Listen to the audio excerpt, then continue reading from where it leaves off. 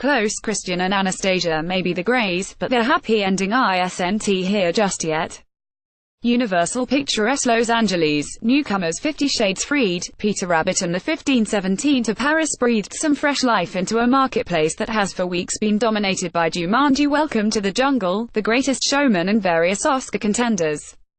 But it's all just setting the stage for Black Panther, which opens next week. 50 Shades Freed managed to take the top spot in theaters. The final chapter in the Christian Grey and Anastasia Steele saga earned an estimated $38.8 million over the weekend, down significantly from the first film's $85.2 million debut and slightly from the sequel's $46.6 million opening, but enough to bump the three-film franchise to more than $1 billion globally.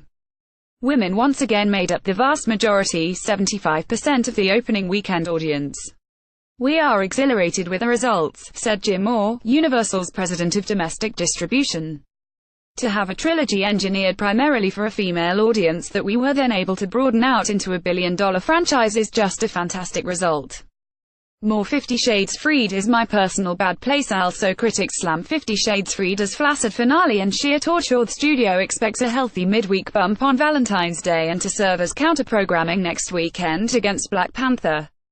The steamy romance outdid other new competitors like the CG action update of Peter Rabbit, featuring the voice of James Corden, and Clint Eastwood's The 1517 to Paris, starring the real men who thwarted an attack on a Paris-bound train in 2015. Peter Rabbit hopped to second place with a solid $25 million and an Emmy news from audiences on CinemaScore.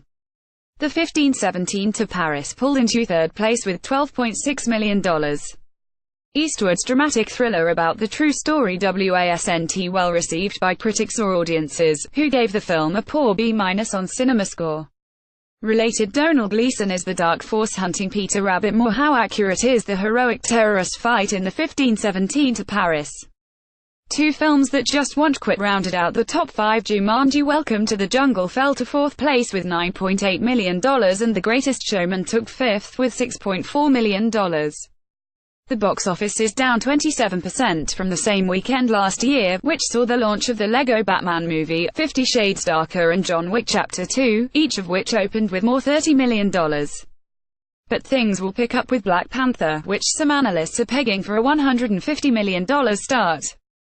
"This is the calm before the Marvel storm," says Comscore senior media analyst Paul Degarabedian. "Black Panther is going to supercharge this marketplace.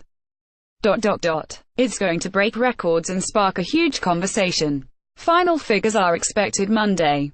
Close. 1517 to Paris director Clint Eastwood cast the real-life heroes in the train attack instead of Hollywood actors to recreate this true story.